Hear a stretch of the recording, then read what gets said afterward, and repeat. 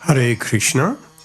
Welcome to the lockdown program with Krishna under the umbrella of Govardhan Hill. Today we are reading and discussing the most beautiful Śrīmad-Bhāgavatam.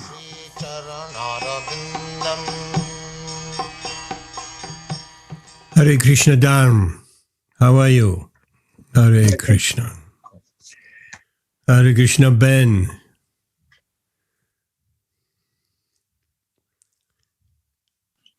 Hare Krishna Prabhuji. Okay. Could you give us a bit of Kirtan? We have apologies from Pandava Prabhu and Bhagavati Mataji. They will come on Saturday. They always have some difficulties with a Wednesday. And we have apologies from Amit. He's a bit tired and he sends his best wishes to everyone, also devotees. And I think he will come on Saturday as well. So that's it so far. So, Hare Krishna. Welcome to the lockdown. And here is Prakash. Welcome everyone. Welcome Dharm. Welcome Ben. And welcome Prakash from Delhi. Hare Krishna. Welcome everyone. Ben, can you give us a bit of Kirtan? And then we'll take it from there and others might join. Hare Krishna. Microphone is yours.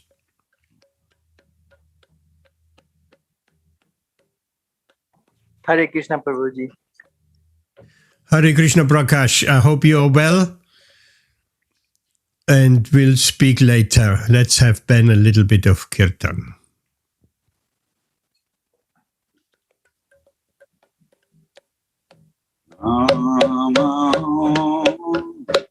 Vishnu Padaya Krishna Prasaya Bhutale Śrīmate Bhakti Vedanta Swami Namine Namo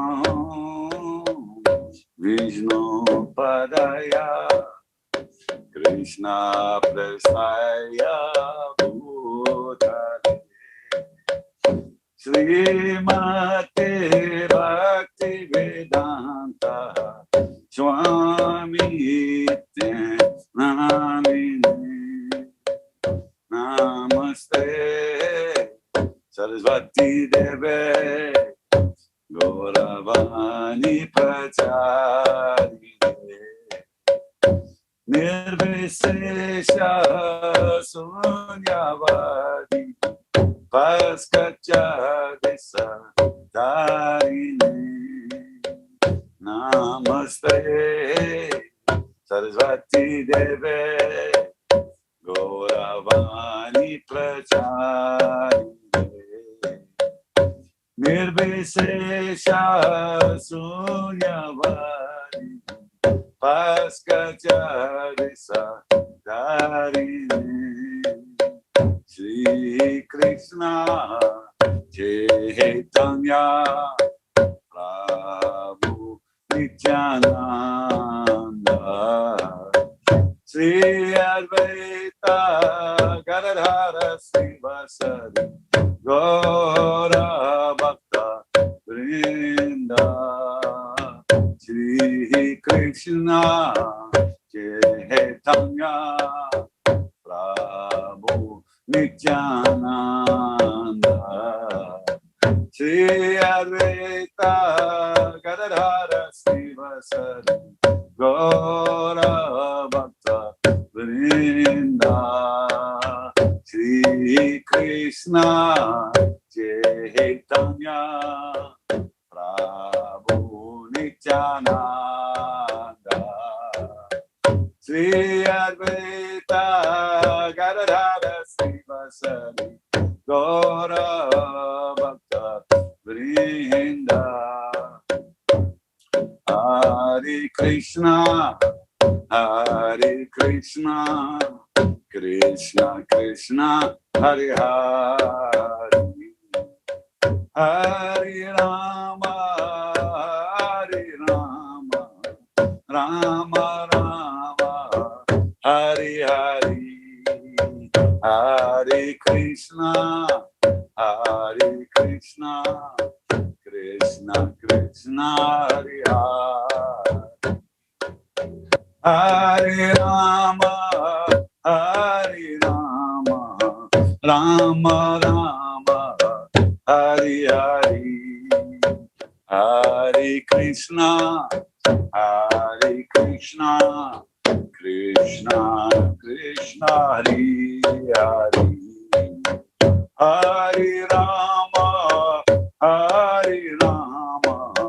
Rama Rama Hare Hare Hare Krishna Krishna Krishna Hare Hare Hare Rama Rama Rama Hare Hare Hare Krishna Krishna Krishna Hare Hare Hare Rama Rama Rama Hare Hare Nitai Gaura Hari Bo Hari Bo Hari Bo Nitai Gaura Hari Bo Jaya Nitai Sati Sundara Nitai Sati Sundara Nitai Sati Sundara Nitai Sati Sundara Jaya Giri Govardhan Giri Govardhan Giri Govardhan Jaya Giri Govardhan Jaya Prabhupada Prabhupada Jaya Prabhupada Jaya Jaya Gurudev Gurudev Gurudev Jaya Jaya Gurudev Jai Guru Premanandi Hari Hari Bo Hare Krishna, Hare Nam Sankirtan Ki Jai, Hare Krishna. Thank you very much, Ben, for your beautiful Kirtan. We have apologies from, first of all, welcome everyone. Welcome Dan, welcome Ben, welcome Prakash, and welcome Samir. We have apologies from Pandava and Bhagavati Mataji. They will come on Saturdays. I cannot make it tonight. We have apologies from Amit. He is a bit tired. He cannot make it tonight. And he sends his best wishes to all the devotees. And we just got apologies from Varshana Mataji. She is still shopping and will pop in later. It's very nice to get such a commitment that devotees let everybody know if they cannot make it, and so on. That commitment is reflecting, of course, our commitment in Krishna consciousness as well. So it is beautiful to see everybody so committed. Hare Krishna. So let's start off for tonight. I have a little bit of some nectar entitled something about memories of Srila Prabhupada, entitled They Will Never Leave. And that memory is retold and recounted by Bhakti Vikas Swami, a wonderful sannyasi, very staunch Srila Prabhupada disciple and follower. Bhakti Vikas Swami, he has been many times in Leicester at Thoresby Street, and otherwise he's mostly in India. He wrote a beautiful book, Brahmachari in Krishna Consciousness, and many other books. So, Bhaktivedanta Swami. I happened upon a darshan in Prabhupada's room. I looked in and there weren't any big shots in. So I thought, well, I can go in too. There was no space left, but I went inside. I was almost at the end of the darshan, but the atmosphere was quite different to the classes, where the class was very grave and very formal. Prabhupada now was just happy to be with his disciples, and they were happy to be with him. I can't remember what was being said, perhaps some transcendental small talk. Just see, we don't want to encourage and we don't like small talk, but there is a thing like transcendental small talk. Small talk about Krishna, his activities in private, his naughtiness in Vrindavan, and Lord Chaitanya, and there is transcendental small talk also. Bhaktivedanta Swami continues. And then Ankadumdapi Prabhu. What a name.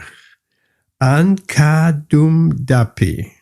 I never heard that name before, and it's even difficult to read. Ankadumdapi Prabhu, who was a very tall British puchari living in Mayapur, he came with a plate of the afternoon fruit offering. For those who may not know, the deities get at least 5 different offerings throughout the day. The early morning offering, and there is some sweets, some Mangal Arti sweets, like sandesh and burfi and all kind of sweet meats. And then there is a lunch offering, the main lunch offering, and then there's a fruit offering in the afternoon, and there is an evening offering at night and something in between, because I do remember there are 5 offerings. So he came with the afternoon fruit offering. It was a huge plate. He was just standing outside the door, and Prabhupada looked over and asked him to come in. I could see that Ankadumdapi was thinking, how can I get with my big body and big plate of fruit and so many people, how can I get in? Then Ankadumdapi said, I will just give some prasad to the devotees as they leave. Prabhupada immediately with a big smile said, they will never leave. Also the devotee said, Jai Prabhupada. Then everybody knew it was time to leave and they got up. Later I thought about that statement, they will never leave. With Prabhupada's blessings, no one can leave. Even if superficially some devotees appear to leave, actually Prabhupada caught us. He got us with a bondage of love. So that was Prabhupada's blessing. We can never leave. He won't allow us to leave. Even if we try our very best, Prabhupada has caught us. I thought that was a beautiful, sweet memory. That, in fact, anybody who has surrendered to Srila Prabhupada, he will know. We can never leave. There is no question of leaving. And there is, I remember a statement where Srila Prabhupada writes or says in a class or writes in one of his books, once surrendered, you can never take it back. That's a fact. Once we have actually surrendered, we can never take it back. Prabhupada will not allow us to leave. And if we take it back, it appears like we actually never have surrendered, really. Because it's a one-way street. It's not possible to unsurrender. Okay, I thought that was a nice little pastime.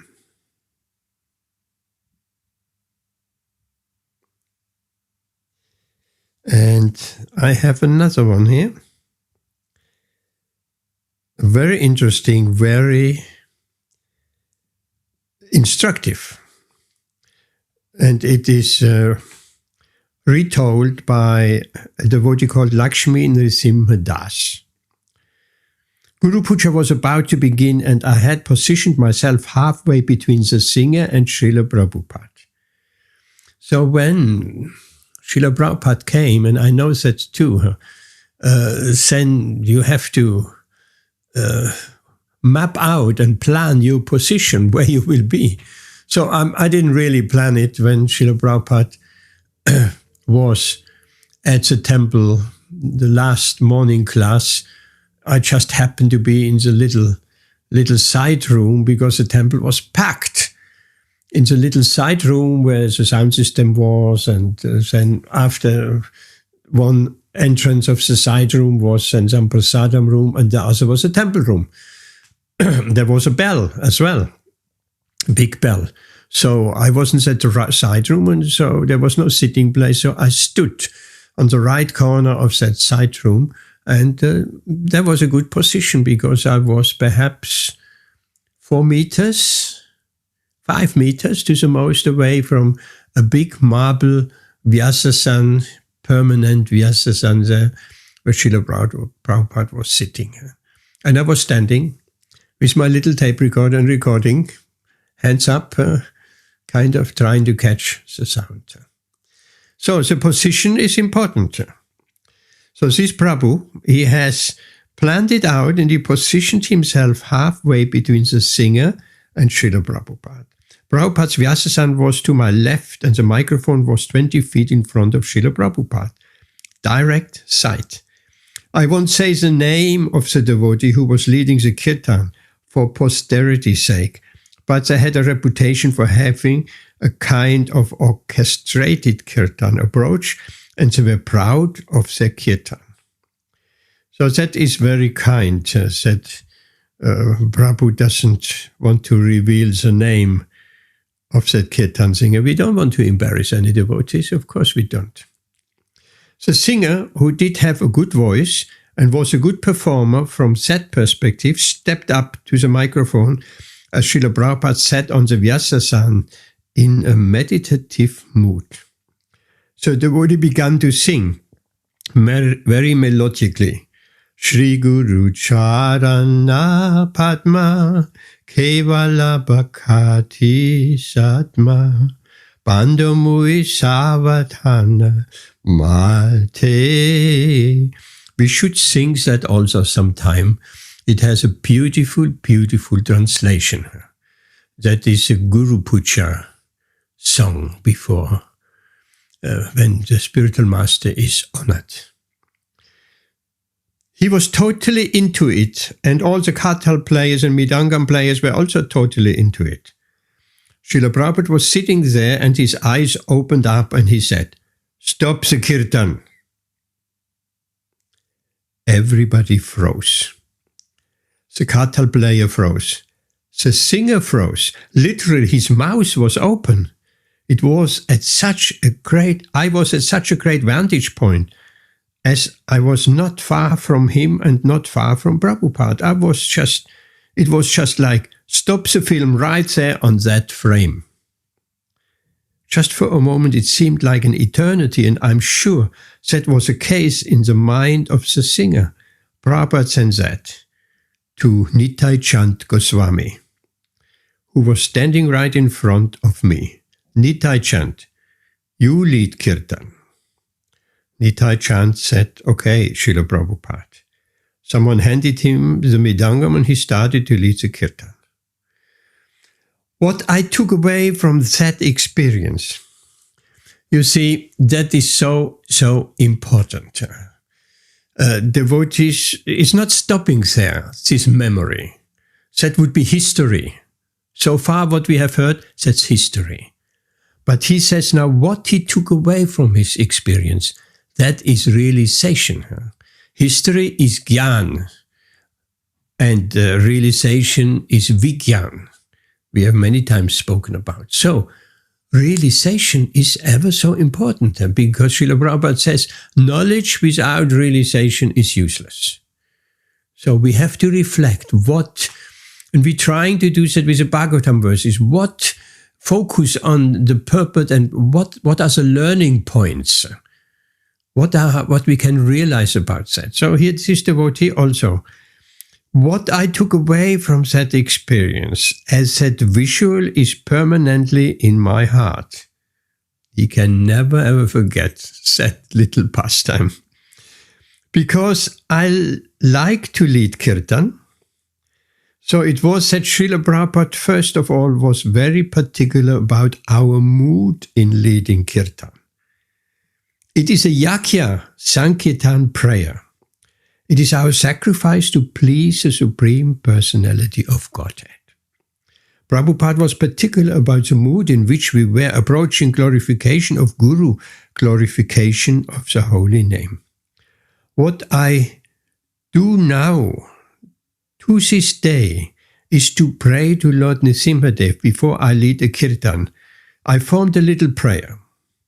My dear Lord Nrsimhadev, on the altar of your lap, may I place my Hiranyakashipu-like pride, and may you tear it apart with your transcendental nails. Because I could see that Prabhupada did not like any trace of pride, or any kind of orchestration, or seeing it as a musical performance. He wanted it as an act of devotion. That was remembered, a memory from Lakshmi Nrsimha Das. So that is very instructive. Nowadays we see many, particular some younger devotees, they're showing off. Oh, Prabhupada would have been furious. He would have immediately said, stop that Kirtan, and ask someone else who can lead a Kirtan in a devotional mood. So this is not only for Kirtans, this is for everything. Srila Prabhupada didn't want to see a trace of pride in his devotees. And there's a saying, pride comes before the fall. Krishna also does not tolerate any pride. He will correct the devotees, if not in a pleasing way, then in a unpleasing or in a heavy way. So pride is not tolerated, because with even a trace of pride, we will never go back home to Godhead. So humility, that's the opposite of pride. Now I would like a quick question for everyone. Let's start with Ben, let's start with you. If you could pick a quality of a devotee, what quality would you pick?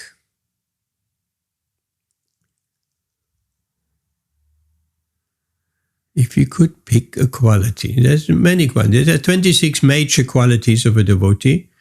There's even a book written, 26 qualities of a devotee. So, Okay, I'll start. What would you pick? Devotee is humble. Yes, nice quality, humility. Samir, what quality would you pick?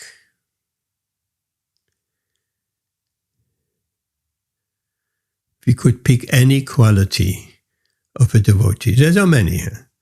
We had humility, tolerance,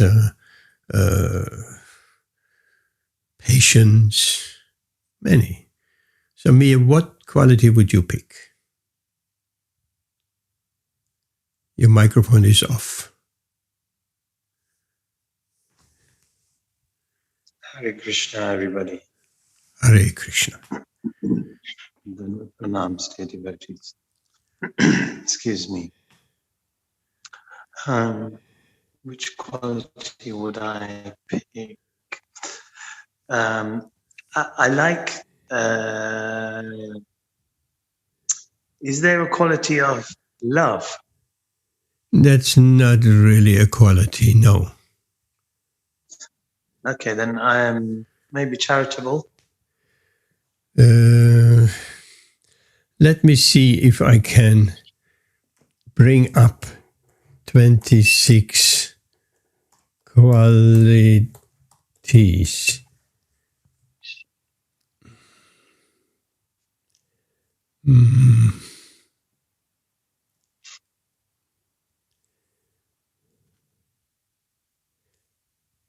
Okay, here we are.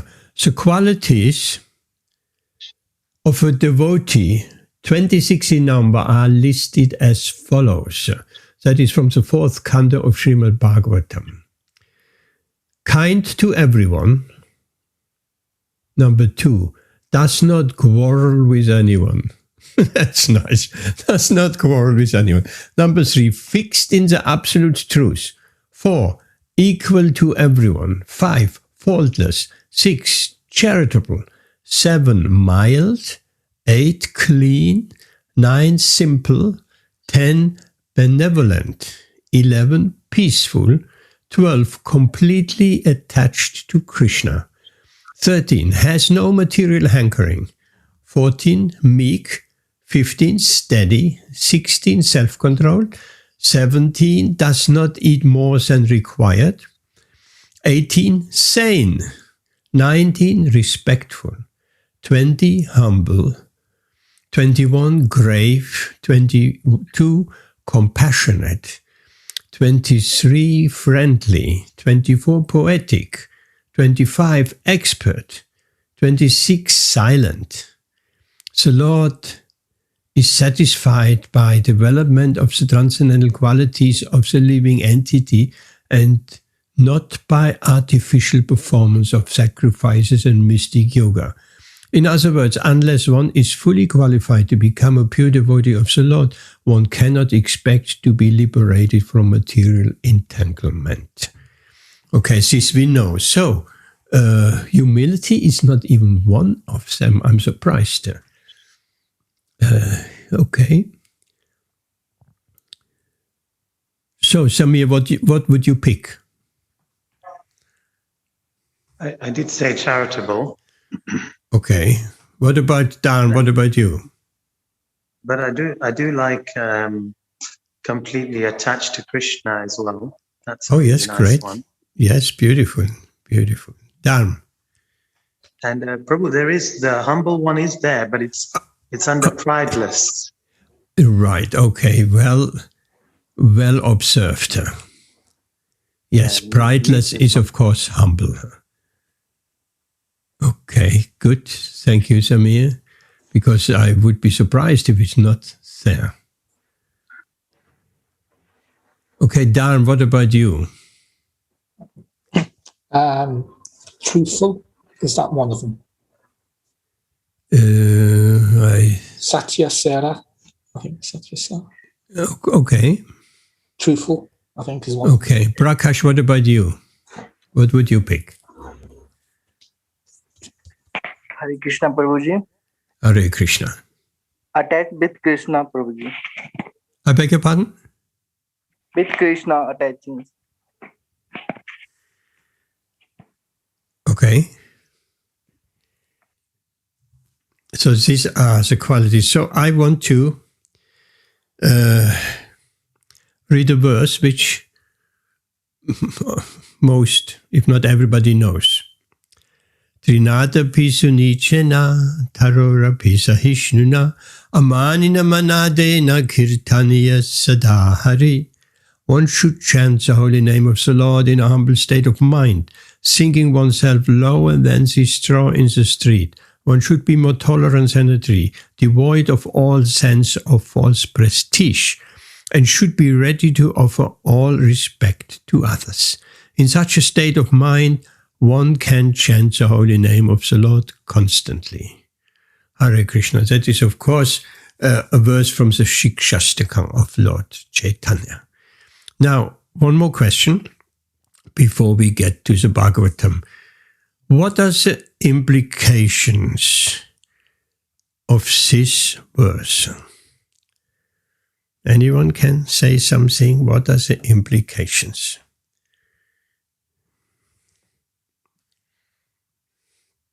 Samir, what do you think?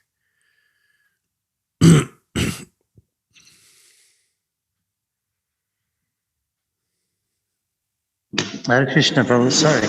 Could you say that just again? Yes. What are the implications of this Shikshastakam verse, Trinadapi Sunichana? What are the implications? So, it's basically, it's saying that we should be humble, right? So, is that what you're asking me? Yeah, what the implications are really, or what is implied, taking the whole verse. Of course, we know more humble than the tree, more than the straw in the street, more tolerance than the tree, and so on. But what? What is implied? Yes. So, basically, in a nutshell, I think what they're saying is that whatever happens, Who is they? Who is they saying? Who is they? Prabhupada. Lord Chaitanya, right? Chaitanya Mahaprabhu. Yes, what he's saying. So go ahead.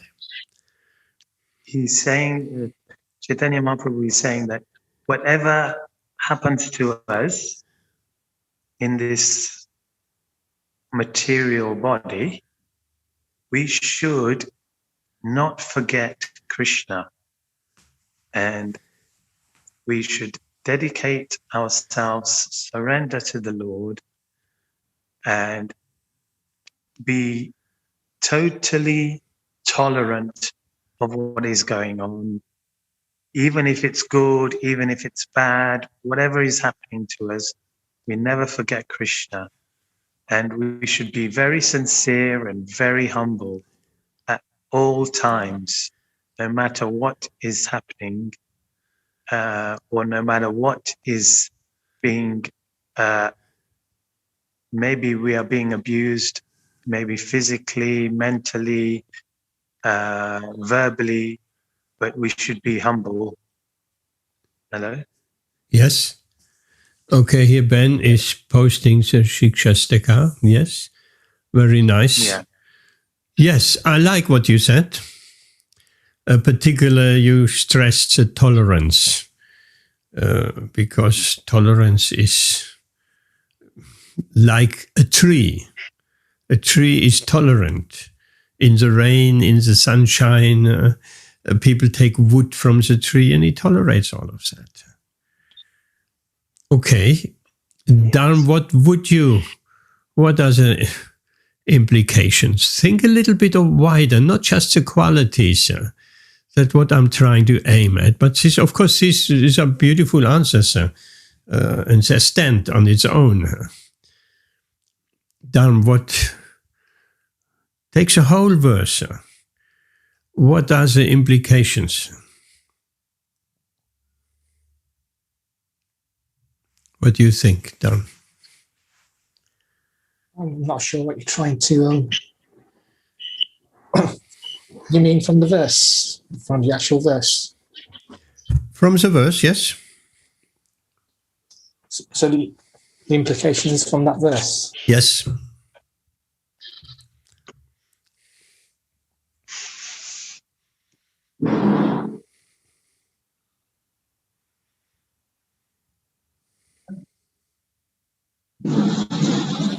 Dharm?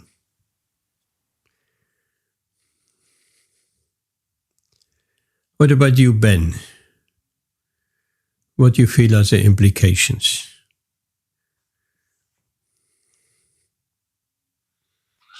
Sorry, can you repeat the question? What are the implications to this verse? The whole verse, of course, we should chant the holy name of the... Trinadapi Sanuchena. Say it again? Trinadapi Yes. Sanusena. Yes. What are the implications? Yes. I mean, there are many implications. I just want to highlight one.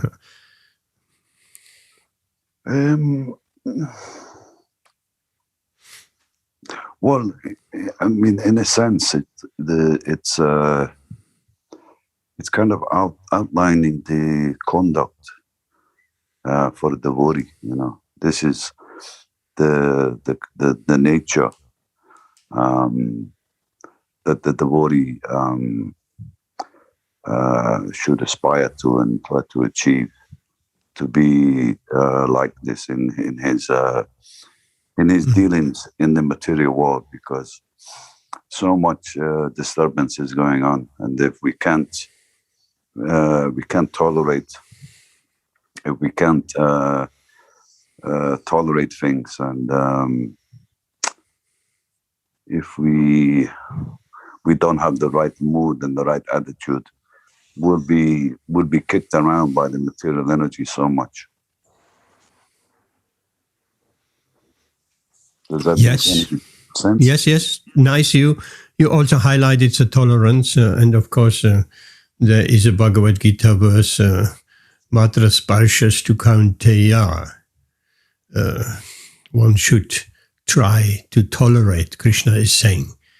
The inconveniences in this world, they come like winter and summer seasons.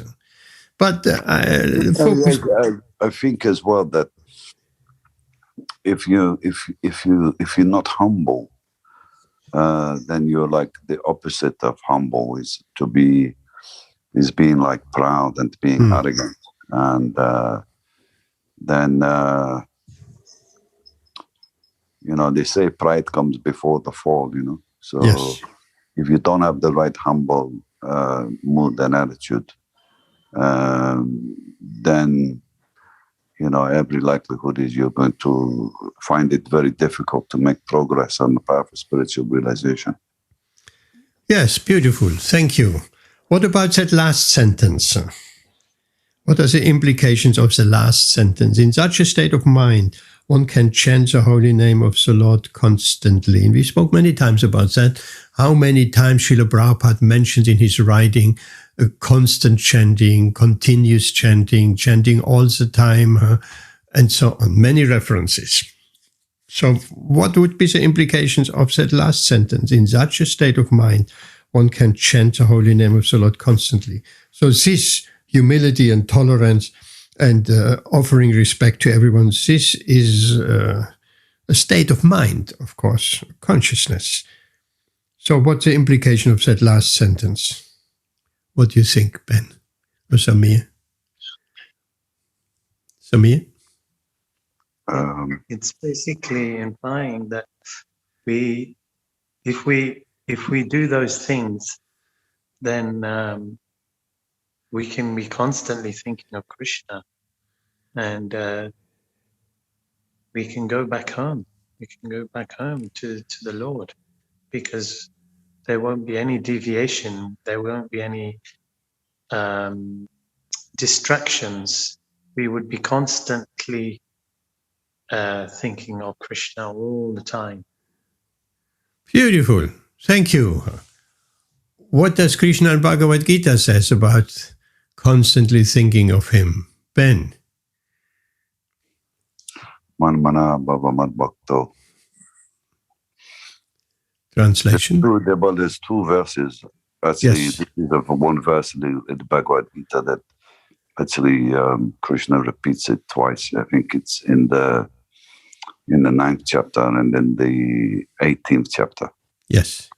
So it carries extra significance.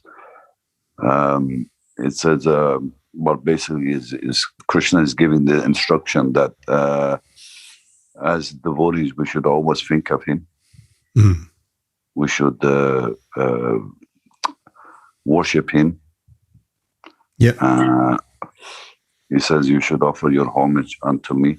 Yeah. And thus in this way you will come to me. That is exactly what Samir said. If we constantly think of Krishna, we'll come to him. What about the opposite? If we cannot chant constantly, I mean, I know you said, Ben, you trying to chant constantly. I trying to chant constantly, and with some success, and sometimes less, and sometimes more. When we walk about and doing our business, it's Hare Krishna, Krishna Krishna. Hare.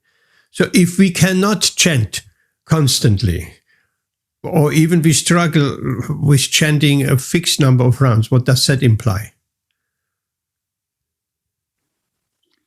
We're not following Srimad peace in it, Absolutely. We are not on that level of tolerance, of humility, and. Because only by that Trinada Pisunichana we can chant constantly. If we find it difficult to chant constantly, then we have to work on Trinada Pisunichana. Simple as that. Okay. Samir. Would it be possible, Prabhu, to send that actual verse to me via WhatsApp? Yes, I can do that. Trinada Pisunichana with translation. Yes. Shikshastaka. I can do it because that's what I was doing when we were talking. That's why Yes. I didn't hear what the question was. Okay, send it to Samir. I'll share the website. Yes, please. Give me a second. Then, Okay. then also you put something on there, but I only saw it and now it's gone and I don't know where it is. I only put it on the screen. I only shared it on the screen. Put it in the chat, Ben. I don't know how to put it in the chat. Every time I try to put it in the chat, it doesn't work. But what I did there was I just shared the URL, and then it came on the screen, and then the website was on the top. Right. Okay, that's one way of doing it. I can quickly put it in the chat as well, because I have it here. It's a copy-paste job. I have it here right in front of me on my notepad. No, I don't send it just to Samir. I send it to everyone. Chat to everyone in meeting. Okay, here it is. In simple text format. Okay, let's go to the Bhagavatam. Can you see that, Samir?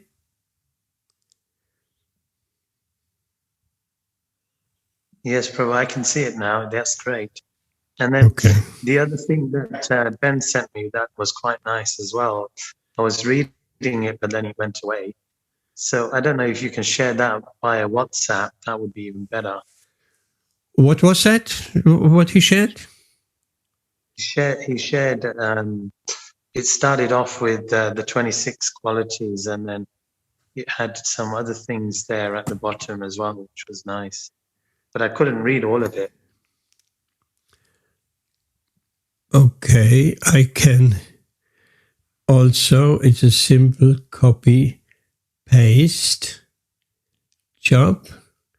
I can put that in the chat as well, but you have to take it from the chat because once we finish that session, it will be gone. Not gone, but okay, what about that? There is just 26 qualities. Okay, let's go to the Śrīmad-Bhāgavatam. And today we will be discussing first canto, chapter 8, text 12. And I will put that in the chat as well. 1, 8, 12. Here we are. And I would like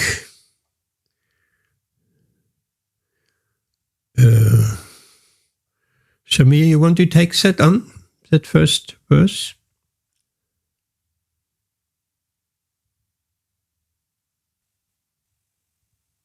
Yes, Hare Krishna. I can take it on. Somebody, I think Ben's sharing something again here. Yeah. But it's blank. No, it wouldn't come because it wasn't a secure connection. So I wanted to share Srila Bhaktisiddhanta's meaning of the verse Tranada Pisunichana. So, but I couldn't send it. So. Oh, that would be interesting. It's very long. It's quite a reading, and it's very nice. Can you send it to the WhatsApp group? Or can you send it to me on WhatsApp and I send it to everyone? But let's first go to the Bhagavatam. Samir, the microphone is yours. 1-8-12. Om Namo Bhagavate Vasudevaya. Om Namo Bhagavate Vasudevaya. Om Namo Bhagavate Vasudevaya. Tari Evata Muni. Tari, not Tari. Srista. Tarhai. So, these two words Tarhai. connecting. These two words connecting. There's a Y at the end of the first one and a vowel, the E at the second word. So make one out of these two words. Tarahai Evata. Muni. Not Tara. Srista. Taryevata. Tara. No, forget the A. Drop the A. No, Taryevata. Yevata. Tarhevata.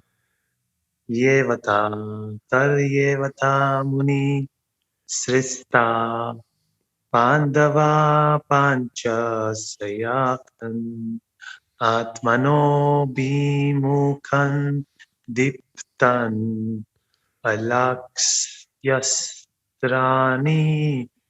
Again, same thing here. Same thing here. The Y at the end, Samir, and the vowel. Vowel means A, E, O, and U. So the Y at the end of the first word and a vowel, in this case a U, then the word becomes one long word. It slurs over.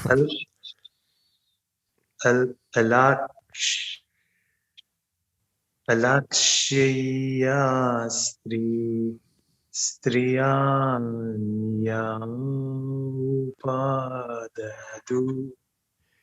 Alakshyastranyupadadu. Dadu.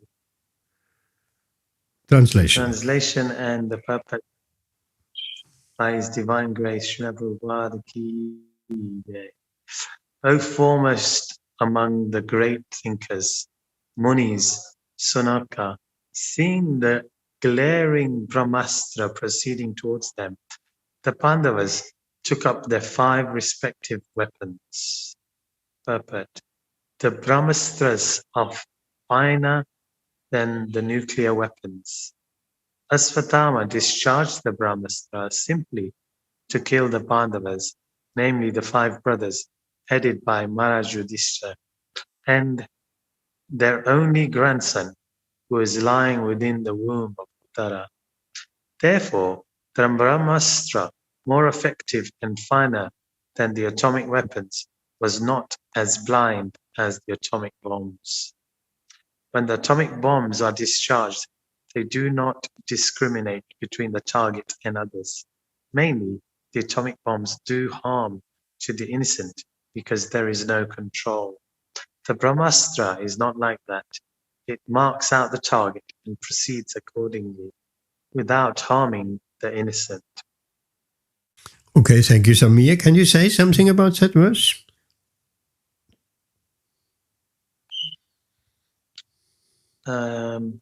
I think it's pretty straightforward, this verse.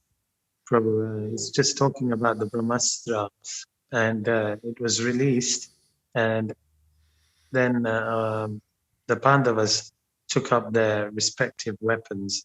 And it's also saying, it's comparing the Brahmastra to nuclear weapons, and it's saying that obviously it targets only the target it's meant for.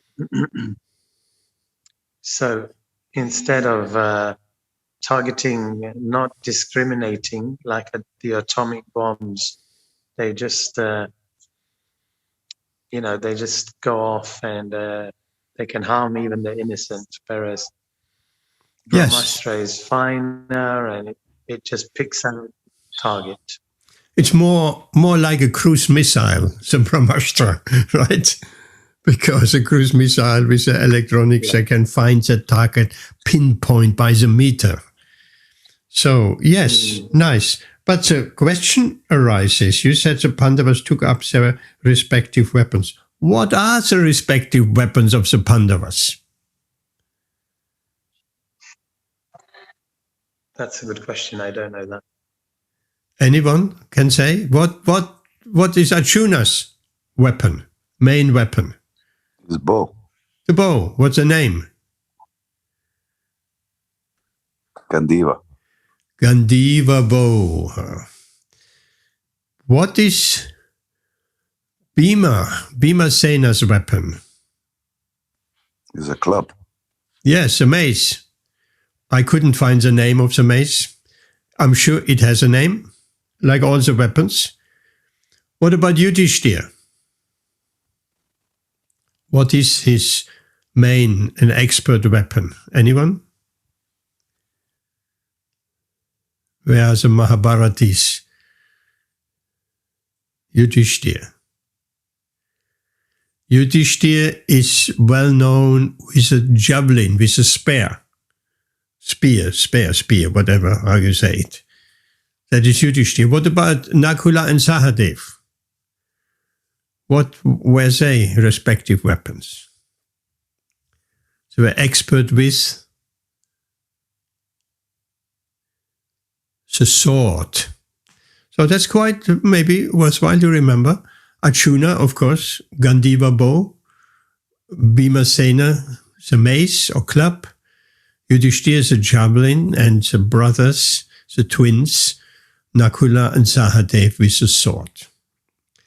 Okay, any question to that verse? Any comments further? Or shall we move on to text number 13?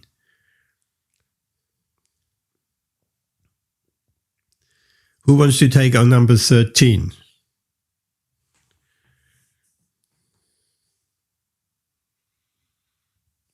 What about you, Ben? I don't mind. I'll just bear with me because it takes me time to. I have to go into the chat. Then I have to. Yes.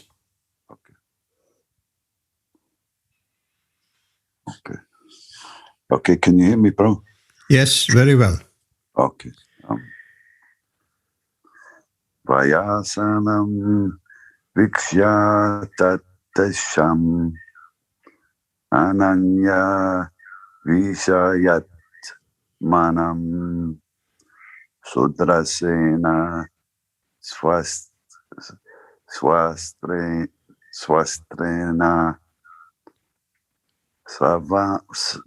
Svanam Raksham Vayadad Vibhu. So your line with Sudar, Shena, if there is a syllable missing or too much, then the verse gets out of meter. Can you try it again? Sudar? Sudar Shanena Svastrena. Ah, that's better, yes? Not Sudar Shena Swastre. Sudar Shanena. Sounds like Sudarshan Chakra. Sudarshanena Svastrena. Yeah. I have a question here. It's the first word. Vayasanam, you said. Vayasanam. Sometimes you say also Vyasadeva, and other times you say Vyasadeva. So in Vyasadeva there is no A after the V. So it's not Vyasadeva, it's Vyasadeva, and here it's not Vayasanam, it's Vyasanam. Vyasanam. Yes. Vya. Like Vyasasan, Vyasanam, like Vyasadeva. Translation.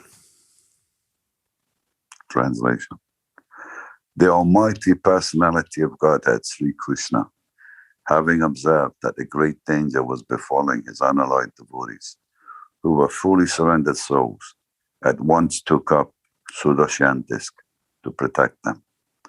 Purport by His Divine Grace, A.C. Bhaktivedanta Swami Srila Prabhupada. The Brahmastra, the supreme weapon released by Ashvatam, was something similar to a nuclear weapon, but with more radiation and heat. This Brahmastra is the product of a more subtle science, being the product of finer sound. A mantra recorded in the Vedas. Another advantage of this weapon is that it is not blind like the nuclear weapon, because it can be directed only to the target and nothing else. Ashvatthama released the weapon just to finish all the male members of the Pandu's family. Therefore, in one sense, it was more dangerous than the atomic bombs, because it could penetrate even the most protected place and would never miss the target. Knowing all this, Lord Sri Krishna at once took up his personal weapon to protect his devotees, who did not know anyone other than Krishna. In the Bhagavad Gita, the Lord has clearly promised that his devotees are never to be vanquished, and he behaves according to the quality or degree of the devotional service rendered by the devotees. Here the word Ananya Vishayatmanam is significant. The Pandavas were 100% dependent on the protection of the Lord, although they were all great warriors themselves. But the Lord neglects even the greatest warriors and also vanquishes them in no time. When the Lord saw that there was no time for the Pandavas to counteract the Brahmastra of Ashvatam, he took up his weapon, even at the risk of breaking his own vow. Although the battle of Kurukshetra was almost finished, still, according to his vow, he should not have taken up his own weapon. But the emergency was more important than the vow. He is better known as the Bhakta Vatsalya, or the lover of his devotee. And thus he preferred to continue as Bhakta Vatsalya than to be a worldly moralist who never breaks his solemn vow. Beautiful. Rasa is Krishna, is Bhakta Vatsala, sent to be a worldly moralist who never breaks his vow. Oh, beautiful. Can you say a few words about this absolutely beautiful purport? There are quite a few points. Well, I mean, the initial paragraph is just really a repetition of what we heard in the previous purport, and then we get to the point where time was running out for the Pandavas, in the sense that Ashvathama had released his Brahmastra weapon. So therefore, this has put Krishna in a situation, and the situation is: does he adhere to a vow that he made that he would remain neutral and not get involved in the fighting in the battle of Kurukshetra, or would he break this vow to protect his devotees? So this is basically what Krishna has done. You know, it's more in the Prabhupada's emphasizing that it's more important to Krishna to protect his devotees in all situations and all circumstances, rather than to be held up as a great moralist who kept his solemn vow. Thank you. Beautiful. Yes. Question. Srila Prabhupada writes that the Lord has clearly promised that his devotees are never to be vanquished. Where did he promise that? That's a verse in Bhagavad Gita. Which verse is that? I don't know the precise verse, but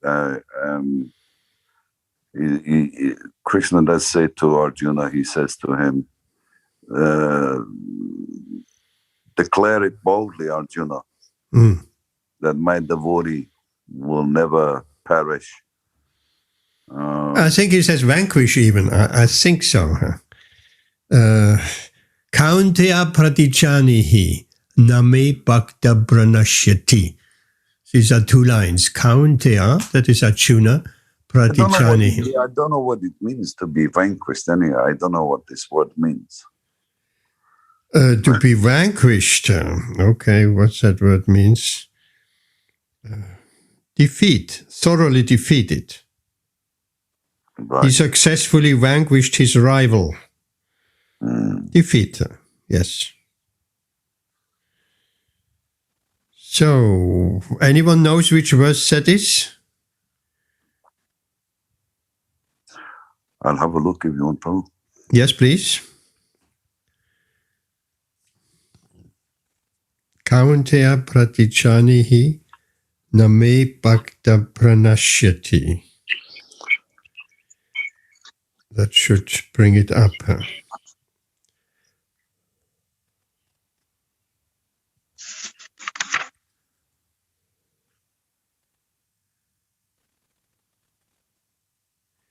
931. That last line is the most last 2 lines are the most famous.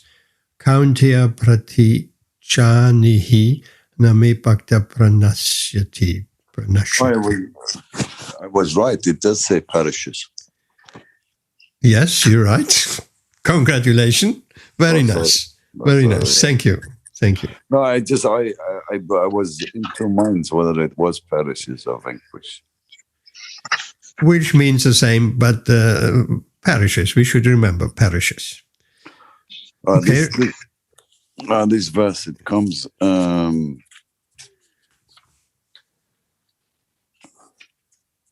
It comes after another famous verse, like because even Can you read the famous verse? The verse before? It's like even a devotee, he commits abominable activities or something. It says even if one commits the most abominable action, if he is engaged in devotional service, he is to be considered saintly because he is properly situated in his determination. And then he says he quickly becomes righteous and attains lasting peace. So son of Kunti declared it boldly that my devotee never perishes. Yes, very nice. That's a translation. Why? Question her to Samir or Dharma or Prakash. Why is Krishna asking Arjuna to declare to the whole world, my devotee will never perish? Why doesn't Krishna says it himself?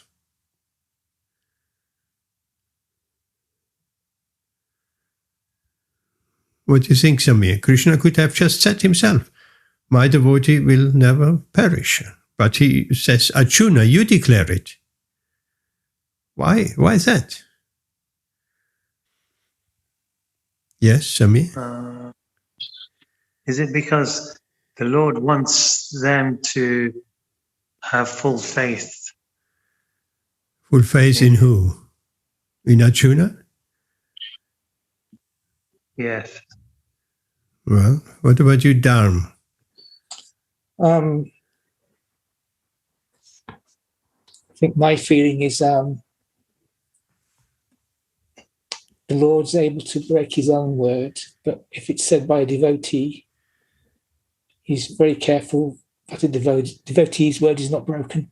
So if the devotee says it, it can't be broken. Where if it's said by Krishna, he can break his word. But Yes. Yes. That's what you wanted to say, Ben. I know. Yeah. Yes, exactly. Krishna has broken. Just we have read the verse. Krishna says he will not pick up a weapon, he will not fight. But in this case, he picked up his Sudarshan disc. I actually wasn't really aware of that. And I don't know if you have been aware of that verse or of that situation where Krishna picked up his Sudarshan disc. Generally, we know when Krishna goes with a wheel of the cart and rushes at grandfather Bhishma. So he broke his word, and Bhishma enjoyed that Krishna broke his word and rushed to him to kill him with a chakra, with a wheel of the chariot. That is a well-known story where Krishna broke his word to protect his devotee Arjuna, again, Bhakta Vatsala, to protect his devotees. Kaundya pratichanihina me bhakta pranashyati. But here is another incident in that verse that Krishna picked up his Sudarshan disc very quickly here. There was no time to lose. And yes, Srila Prabhupada so beautifully explains he is rather a protector of his devotees than to be a worldly moralist. So, if Krishna says, my devotee will never perish, someone may argue, well, yes, but I mean, Krishna says many things and he broke his word here and there and like that, so we don't believe. But if a devotee says, Krishna makes sure 100% that is the truth, or that is going to happen. We just have to remember, what about Prahlad Maharaj?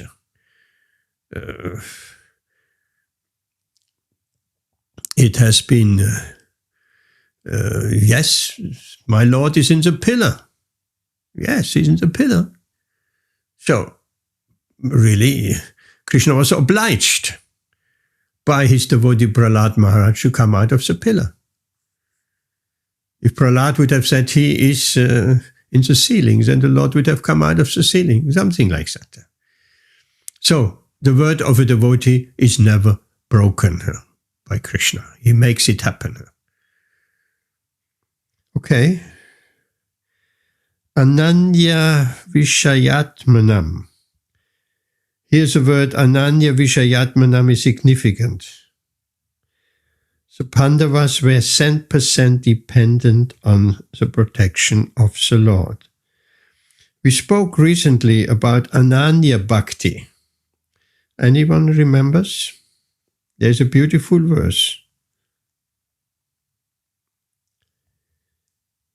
Ananya. Beautiful verse. Samir, you have the Bhagavad Gita, sir? Ananyas chintayantumam yechana paryupasate tesham nityapi yuktanam yogakshemam vahamyaham. We just recently spoke about that verse. And here's a Sanskrit term, comes up again, ananya, with a different second word, vishayatmanam. And Srila Prabhupada said that's significant. Anyone has that verse? Some of you have the Gita in front of you? 9:22. Anyone can read that? Ben, Samir?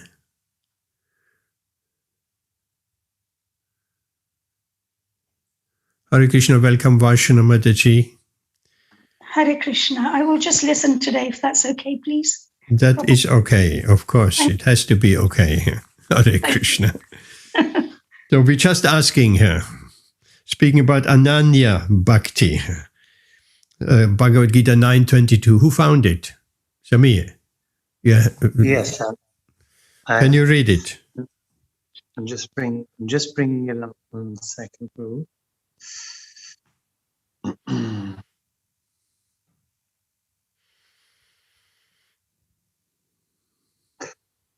To those,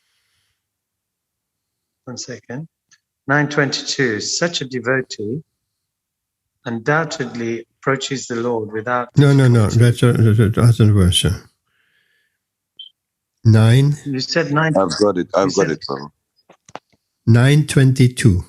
Yeah, it's that's those who always but worship those me. who always worship me with exclusive devotion, meditating on my transcendental form. To them I carry what they lack, and I preserve what they have. Yes. but those who always worship me with exclusive devotion. That is Ananya Bhakti, exclusive devotion. What does that mean? Exclusive devotion. It means that nothing. They don't worship anybody else. It's just exclusive Krishna, nobody else, no other devotee, demigods, or anything. Just Krishna. Yes, and if you take it a little bit away from worship or formal worship, what could exclusive devotion mean? It can mean that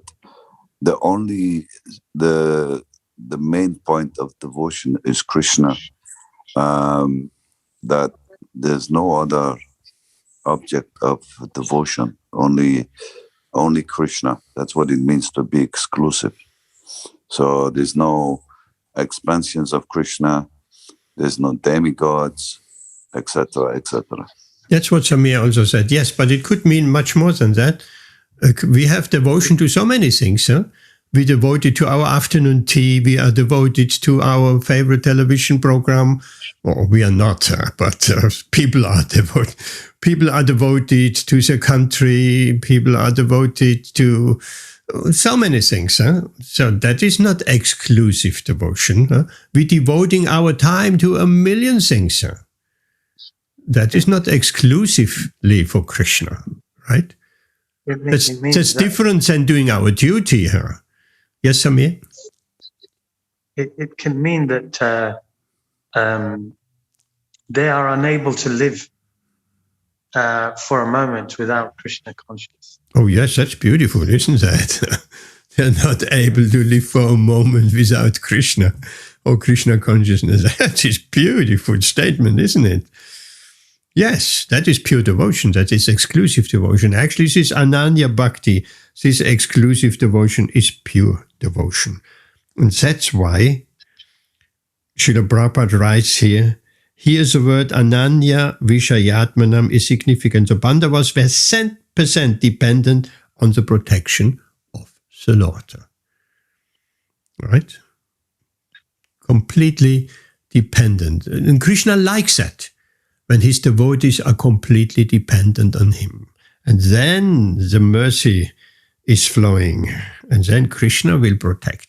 And in this verse, if that exclusive devotion is there, then Krishna says, I will carry what they lack and I preserve what they have.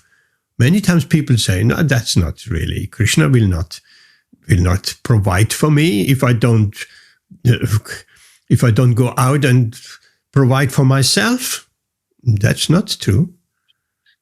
That's not true. That's not true theoretical, and that's not true practical. If there's exclusive devotion, Krishna sees to his devotees that he provides for them. Do we have examples? If someone is exclusively devoted to Krishna, he will provide for them. Samir, your microphone is on. Do you remember any examples? Pastimes or anything? Sudama. Yes. Any others?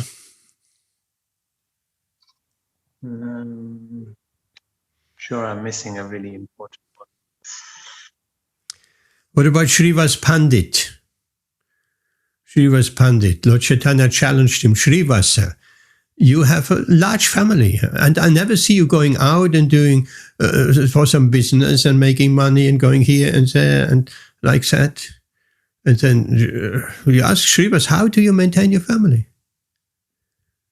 I mean, if we ask ourselves how we're maintaining our family, then, well, there is income from there and this and that and wages. And so Srivas, how do you maintain your family? And Srivas clapped in his hand 3 times. Clap, clap, clap. And then Lord Chaitanya said, what does that mean?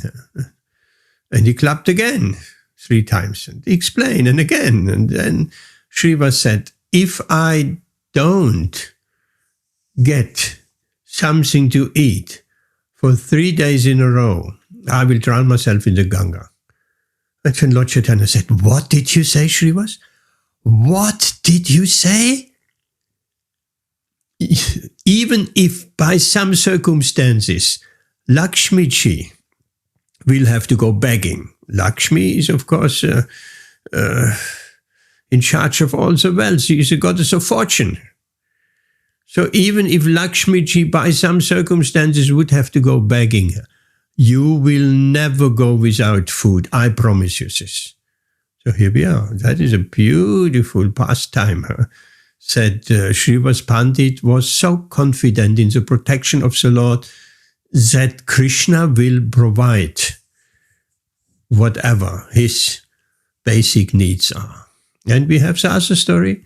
We have spoken many times, and I will quickly summarize it again. The Brahmin who saw that very verse, he said, that's not possible, that Krishna personally will provide what we need and maintain what we have. There must be some mistake. And he crossed it out and he went to the bath, take his bath in the Ganges. In the meantime, two very beautiful boys came to his wife, and they're carrying baskets with fruits and vegetables and ghee and milk and everything. And they said, your husband sent us to give you this. Oh, really? Where did you get that from? And please stay here. I will cook something and we'll feed you. No, we have to go. Otherwise, he will beat us again. What?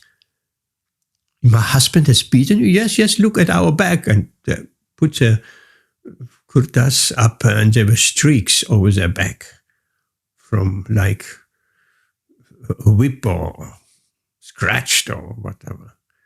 And she said, my husband is so cruel. And so we have to go. And they disappeared. And she liked these boys. They were so beautiful, so enchanting, so innocent, so peaceful. So she thought, my husband is so cruel. So she cooked and she started to eat. Normally the wife does not in the Vedic context, or even in Western context. Even 56 years ago, my mother never ate before my dad wasn't at the table. We never were allowed to eat. Everybody at the table, and the dad started, then we could start. And my mom was always cooking, let's say, some pancakes, forth and back, freshly, or in a different context, chapatis, and serving. And when everybody has eaten, then she was eating. But if the meal was ready, then we all said, including my mom, but my dad always started. So in that context as well, the husband, he came home and he saw his wife has eaten prasad. First he was perplexed. The dad said, where you got all this food from her? And why you are eating her? You never eat before me. And she said, the foodstuff has been provided by some really beautiful boys. They said, you sent the food to me, but they showed me their backs. And they said, you have beaten them. And he said, I never sent any food. And then it dawned to him. These were Krishna and Balaram personally providing what he was lacking, because it was a very poor family. They had hardly anything to eat. And Krishna was providing personally, and he was so bitterly lamenting. And not only that he crossed out of the Bhagavad Gita, he didn't believe what the Lord says. His verse, I provide what my devotees lack and maintain what they have. Not only this verse, but he missed the opportunity to get the darshan of Krishna and Balaram, and he lamented bitterly. So that's the other story. So there are many more stories where devotees who completely dependent on Krishna protects them. And here with the Pandavas, many occasions, we know the story of Duryodhana sending Durvasa Muni with his 10,000 disciples, because he knew the Pandavas have a pot, a magical pot, which produces unlimited amounts of food as long as they haven't eaten. And he knew when it was their lunchtime, so he sent Durvasa Muni with his 10,000 disciples after lunchtime to the Pandavas. And you can imagine if someone says, There's the Pandavas in the forest, and they're cooking a big feast to your full satisfaction, whatever you want, and unlimited amounts. So why don't you invite yourself? Right. And you know how devotees are very fond of prasadam, and these 10,000 disciples and the Muni himself, they were also fond of prasadam. So they went. And the Pandavas were shocked. They had eaten. The pot will not produce anymore. And Durvasa Muni is get easily angry. These Munis, they can control their sex life perfectly, but their anger, they cannot control very well. So they thought, what shall we do? He will curse us. Let's win some time. Okay, take your bath down in the river, then come back and prasadam will be ready. So the Muni went and everybody felt so hungry. They're thinking of the prasadam and their stomach rumbled and they quickly took a bath. And Draupadi said, what shall I do? And what are the devotees who depending on Krishna? What is the first thing it comes to their mind? Krishna, please help us.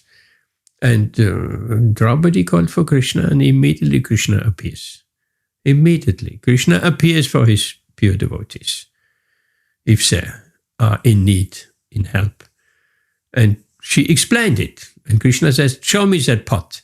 Is there a little bit something left? I heard the story with a grain of rice sticking to the rim, but I also heard with a piece of vegetable sticking to the rim. It doesn't matter, a grain of rice or piece of vegetable. And Krishna says, give it to me. And Krishna ate it. And we know, like watering the root of a tree, if the root is watered, everything is distributed, all the energy in all the branches and the leaves and twigs and everything. So as soon as Krishna is satisfied with a tiny little piece of vegetable or a grain of rice, then the whole universe is satisfied. And at the same time, where Krishna ate his grain of rice or piece of vegetable, while Durvasa Muni and his disciples standing still half up to the waist in the river and taking the bath, suddenly everybody felt so full. Like after a big feast, we're feeling really, particularly if we overeat, we're feeling so full. No more appetite, gone. Satisfied and full. And they felt suddenly so full because Krishna has eaten and everybody is satisfied. And then they thought, what shall we do? If we go back to the Pandavas and we cannot hardly eat anything, they will be offended. They will curse us. So they quietly left the scene without ever coming back to the Pandavas. And so that's another story. Krishna immediately appears to the help of his devotees. There are many. Draupadi, when she could not hold on to her sari, Govinda, Govinda, Govinda. Immediately Krishna supplied unlimited, and so on.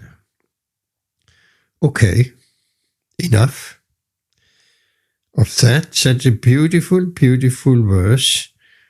Krishna prefers to be Bhaktavatsala, the lover of his devotees. Not only friend, the lover of his devotees. Generally, we don't hear that very often. We want to love Krishna, but Bhaktavatsala means the lover of his devotees. Krishna is a lover of his devotees. And Krishna is our lover, and Krishna is a lover of devotees. So it goes a two-way relationship. And then Srila Prabhupada so nicely said, he prefers that, Bhaktavatsala, than to be a worldly moralist who never breaks his vow. Like Yudhishthir's story comes to mind, and so on. Anyway, here we stop. And I would like to invite Vashana Mataji of singing us in the Singha Pranam. Or you said you want to just listen, or can you sing Singha Pranam? If not, no problem. Just let me know. Why don't you sing Prabhu and we'll listen to you? Okay. Okay, we can do that. We can do that. We sing a pranam. We had the beginning kirtan with Ben, very nice kirtan, and now we sing a pranam. One moment, we're almost there.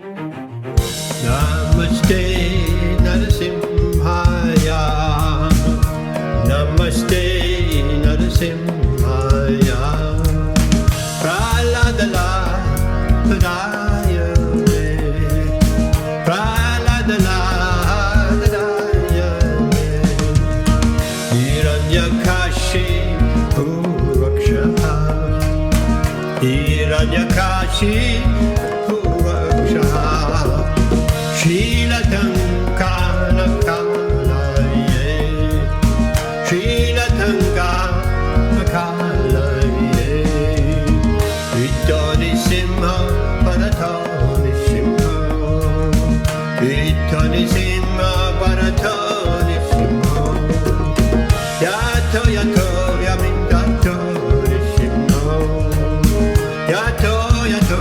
yamitato-ni-simha, Hidayeh-shimha, Ahiri-shimha, Hidayeh-shimha, Narasimha-madim, Sharanam Prabhupada, Narasimha-madim, Sharanam Prabhupada, Avakara-kamala, Nakam, Abhuta-sringha, Hiranya-kashipu Janupringha, Keshavatrinka Narahavirupa, Jai Jagadisha Hare, Jai Jagadisha Hare, Jai Jagadisha Hare, Avakara Kamala Hare,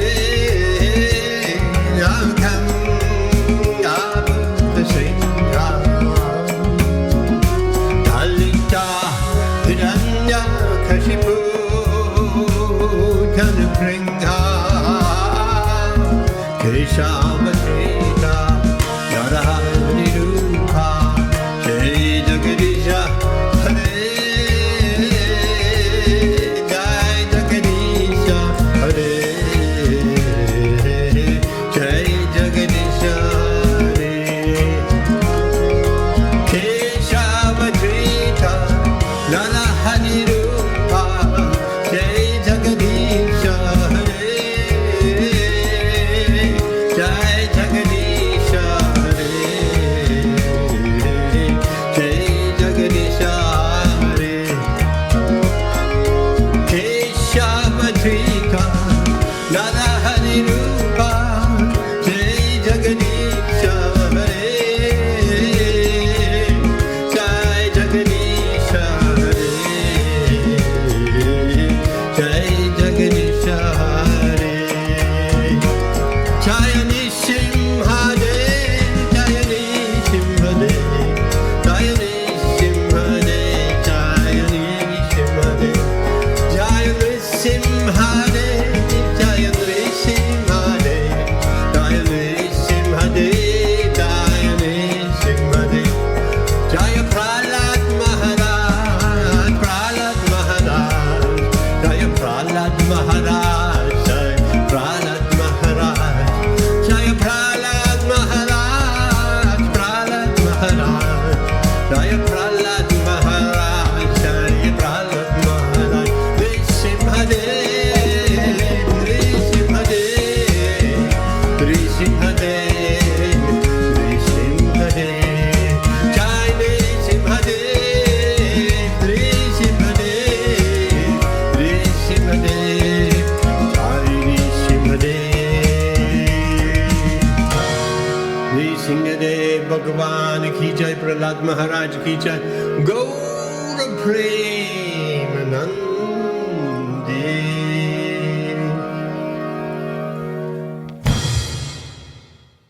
Very nice, thank you. Hare Krishna.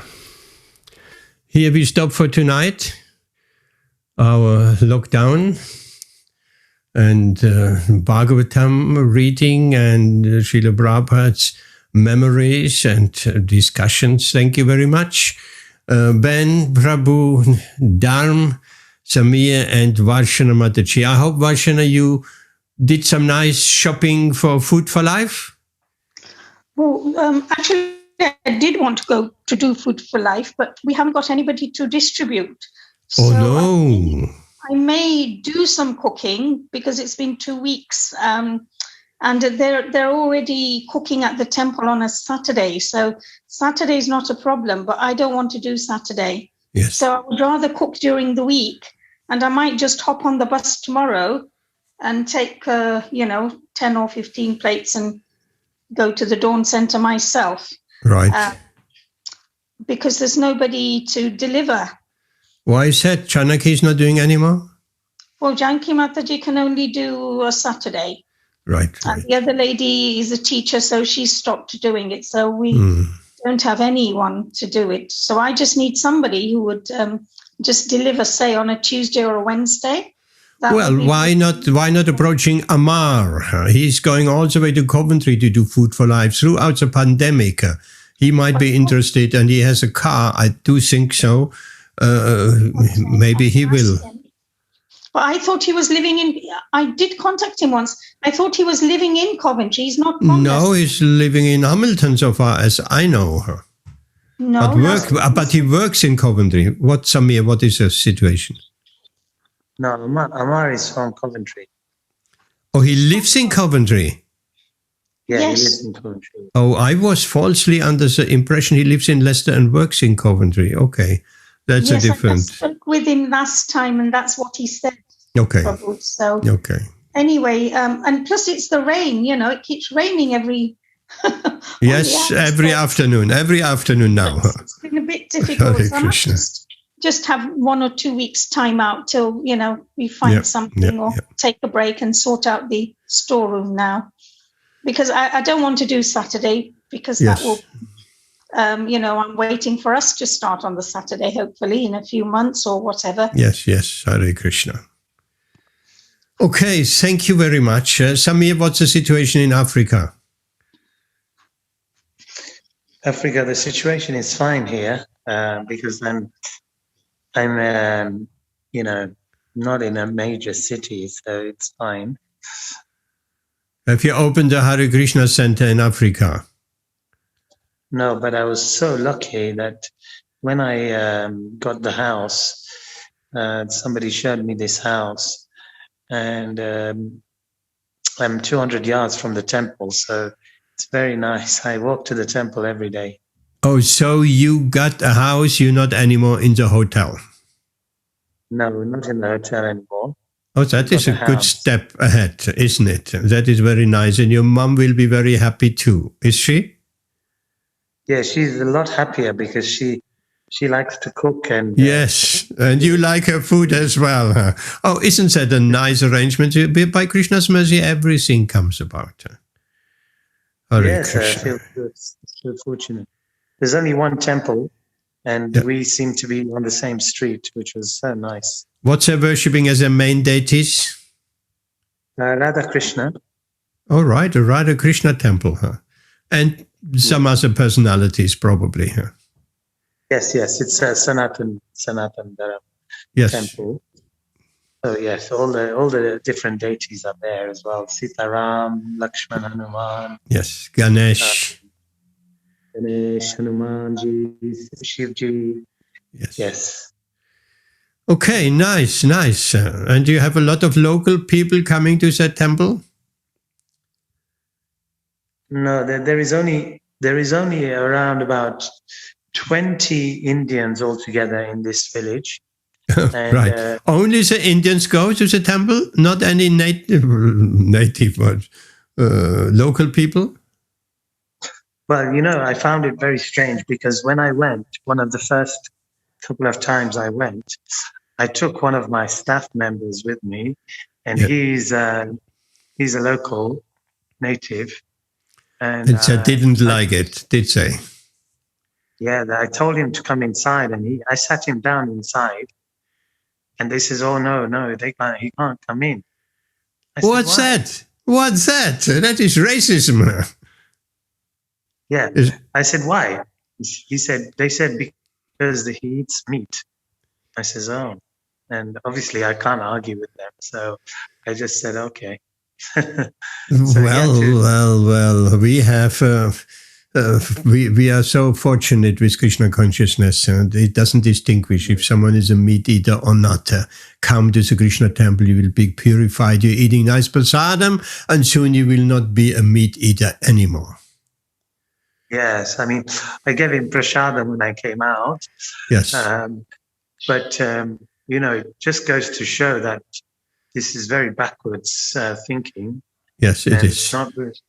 Because how can you make people Krishna conscious if you don't allow them to come inside the temple? Yes, you can't. You can't do it. And so all what they're doing is just having a little group amongst themselves and feeling good amongst themselves. And they're not preaching, aren't they? They're not preaching, no, not at all. No preaching is going on at all. But I do enjoy it. I go there, and I do enjoy it every day because they sing. When I was younger, they sing the old Gujarati bhajans. Oh, nice! You're enjoying that, right? It brings back memories when I was a kid listening to these bhajans, and they're really nice. There's a lot of meaning to them. So I do enjoy it. I can see Krishna's hand in all that because the only one who can preach there is you. And you will have to somehow or other find a way how you can preach. You might preach to these 20 Indian people, or you might, I guess you have to convince any pujari or temple president or whatever to the preaching of Krishna consciousness, even if someone is a meat eater, or even if someone is a Muslim, they probably wouldn't even allow a Muslim coming into the temple.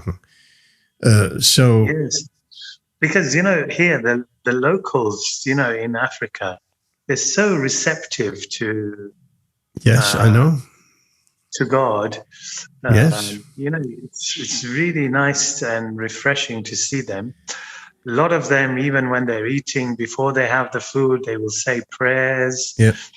On all the kind of transports, like they've got rickshaws and they have lorries, and it's always they've got Jesus on there. Or they might have God we trust and God is great, and so they really are. And on Sundays you can hear the hymns, from the churches. And they're all Christians. Nice. They're all Christians or Muslims. They're a mixture, but I think the Muslims. There's more Muslims, I would say, but I'm not too sure because. Of course, you hear the Muslim prayers a lot more than you do the Christian because prayers. They're calling it out from the tower. Yeah, they're calling it out. Yeah. Yes, the Christians are there because early on, the Christian missionaries have gone to Africa, there where the Christian side comes from. But, you have to preach. You may not open a Hare Krishna center or a temple right now, but... You can preach. There is nothing what stops you preaching. And there's nothing what stops you starting with your stuff of distributing prasadam. There's nothing what stops you speaking to, in a non-fanatical way, embracing the Christians and the Muslims and Indians and pagans, if they're there as well. And yes, so there's a beautiful preaching field, it appears like. Oh, yes, definitely. Definitely there is here. Like I say, they're very receptive and they like to listen about God. And, I think they're just, a lot of them are living in ignorance, but they are open to listening. So, I think, if you have people, they're open to listening, because here, in the Western countries, people are not open to listening really very much. They listen to their own minds. If you have people open to listening, you've got a great advantage. You have to learn one thing, Zamir. You have to learn to lead some kirtan. With kartals is enough. With kartals, a pair of kartals, because they like music. You don't necessarily... They love music. Yes, I know. Music. Because when I was in Dar es Salaam, the girls at reception, and then I used to put the music, the Hare Krishna Ma mantra on. And they loved it. They would start dancing, and they start singing, and they love it. They do. No, you have to do kirtan. They love it even more than any recorded thing. Live kirtan, they will love it. Anyway, you got a big preaching field there. You need to do something here. You need to find some time to preach, and Krishna will reciprocate. And before you know, you will have a small following. You will see. And you will convince the temple, the local in the temple, and they will change their ways. Maybe some of you devotees can come here as well. And we can Yes, but you started off. Okay, we have to stop. I need some support. You get the support here twice a week. Twice a week, you get all empowerment. Preach. And your Krishna consciousness will shoot through the ceiling. 100%. 100%. Okay. Thank you very much. Next time we'll ask Ben, how is your neighbor? And Dharm, what is your preaching at work and so on? And how is your Sanskrit and all of that? Okay, here we stop. Also, Nursing Jayanti is coming, right? So don't know what you had planned for that. Yes, I'll need to send you a script in the next day or two latest. And we'll take it from there. I will do that. I just haven't been able to find the time so far, but it's coming too close. I need to do that. It's basically 5 days only left. Okay. Hare Krishna. Thank you, Ben. Thank you, Dharm. Thank you, Samir. Thank you, Varshana. Hare Krishna. See you all on Saturday. Hare Krishna, everyone. Hare Krishna, everyone. Haribol, everyone. Haribol.